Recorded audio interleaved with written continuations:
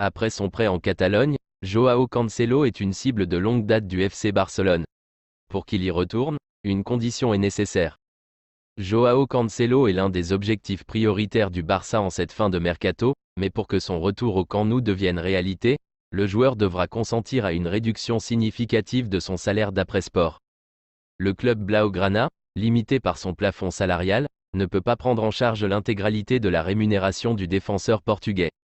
De plus, Barcelone refuse de payer une indemnité de prêt, comme cela avait été le cas la saison dernière. L'agent de Cancelo, Jorge Mendes, est actuellement en discussion avec Manchester City pour négocier un prêt avec une option d'achat non obligatoire, mais l'accord dépendra en grande partie de la disposition du joueur à réduire ses prétentions salariales. Un trop gros salaire pour le Barça.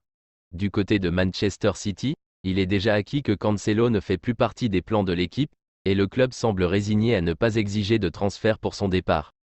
Toutefois, pour que l'opération soit réalisable, le Barça doit d'abord libérer de l'espace dans sa masse salariale en se séparant de plusieurs joueurs. Le salaire actuel de Cancelo, estimé à 14 millions d'euros bruts par saison, est bien au-dessus de ce que le Barça est prêt à payer. Si ces conditions sont remplies et que les ajustements nécessaires sont effectués, tout porte à croire que Cancelo pourrait devenir le latéral droit titulaire du Barça, un poste pour lequel il est considéré comme l'un des meilleurs au monde, malgré une saison précédente en demi-teinte. Ilkay Gundogan avec le Barça. Le milieu de terrain allemand a finalement accepté de quitter le Barça. Et il s'est proposé à un club. Le FC Barcelone est en train de remporter son bras de fer avec Ilkay Gundogan. Depuis le début de l'été déjà, la direction du Catalan pousse l'international allemand vers la porte, un an après son arrivée seulement. Une décision motivée par des raisons financières et non sportives, puisque l'Allemand a un salaire évolutif qui va atteindre les 23 millions d'euros bruts cette saison. Des économies qui permettraient au Barça d'être plus proche d'un accord avec le fair play financier de la Liga, et se rapprocher du vert. Ce qui permettrait donc aux Catalans d'enregistrer un joueur comme Dani Olmo par exemple. Seulement, jusqu'ici, Gundogan refusait de partir. Mais comme l'indiquait Sport samedi soir, il a finalement changé d'avis et s'est fait à l'idée de quitter la Catalogne. Un retour au bercail ? Il a des offres intéressantes en Arabie Saoudite et au Qatar, comme l'a récemment expliqué la presse espagnole, mais l'Allemand n'a visiblement pas l'intention de rejoindre les pays du Golfe. La télévision catalane TV3 explique ainsi que le joueur s'est proposé à Manchester City. Il a ainsi sondé la direction de son ancien club pour voir si un retour était possible. Et la réponse des Citizens a été plutôt positive. Les dirigeants du champion d'Angleterre en titre sont ainsi ouverts à un retour de leur ancien taulier et sont prêts à discuter avec leurs homologues barcelonais. Je lui ai parlé aujourd'hui, mais je ne révélerai pas le contenu parce qu'il est privé. Pour moi, c'est un joueur important. J'ai le sentiment qu'il va rester. Confiait pourtant Hansi Flick après les débuts du Barça en Liga samedi soir. Affaire à suivre. Sur son compte Instagram, le latéral gauche Alexandro Baldé a donné ses nouvelles après sa sortie lors de la rencontre contre Valence. Après avoir manqué plusieurs matchs en raison d'une blessure subie en janvier dernier, Alexandre Baldé a fait son retour pour une rencontre officielle contre Valence samedi soir.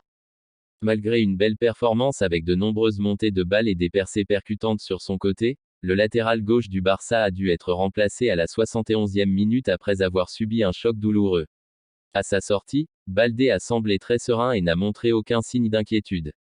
Il a ensuite pris soin de partager des nouvelles rassurantes sur son compte Instagram à la fin de la rencontre. Baldé rassure. Alexandro Baldé, latéral international espagnol, a posté ce message rassurant, +3. Juste un coup, je vais bien. Une façon de montrer qu'il se porte bien.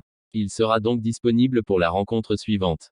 Une bonne nouvelle pour Flick qui a déjà de nombreux soucis avec les joueurs absents. Le FC Barcelone réussit son entrée en Liga. Ce samedi soir, le club catalan s'est imposé sur le score de 2-1 sur la pelouse du Valence FC. Robert Lewandowski a inscrit un doublé dans cette rencontre. Sur son premier but, le Polonais a été servi par l'inévitable Lamine Yamal. Le prodige espagnol prend de plus en plus d'importance au sein de l'effectif du Barça et pourrait même avoir un nouveau rôle cette saison. En effet, selon les informations de l'ASER, son entraîneur Hansi Flick pourrait le positionner dans un rôle de numéro 10 dans le 4-2-3-1 de l'Allemand. Des qualités évidentes pour jouer dans l'axe. Lamine Yamal va-t-il déserter le côté et prendre place dans l'axe dans un rôle de meneur de jeu ? C'est une possibilité et c'est une idée qui a émergé dans la tête de Hansi Flick. L'ancien entraîneur du Bayern Munich aurait testé à plusieurs reprises l'Espagnol dans cette position à l'entraînement. Mais ce samedi face au Valence CF, le champion d'Europe avec l'Espagne a évolué sur le côté droit et laissé l'axe du terrain à Rafinha. Affaire à suivre lors de la prochaine sortie du club catalan face à l'Athletic Bilbao le 24 août. Manchester United ne veut pas de Frenkie de Jong. Annoncé dans le viseur des Red Devils depuis plusieurs saisons, le Néerlandais ne ferait pas partie des pistes étudiées par le club mancunien pour cet été. D'après les informations de Sky Sport Germany, Manchester United ne fera pas d'offre à De Jong pendant ce mercato, car le club se penche sur d'autres profils et en particulier celui de Manuel Ugarte. Le milieu de terrain uruguayen du Paris Saint-Germain serait la priorité mancunienne au milieu de terrain même si le club ne veut, pour le moment, pas céder aux requêtes parisiennes, jugées trop élevées. Car oui, le club anglais veut le joueur de 23 ans, mais pas à n'importe quel prix. En cas d'échec de la piste menant à Manuel Ugarte, les Red Devils pourraient se tourner vers d'autres dossiers, mais Frenkie de Jong ne fait pas partie de cette liste.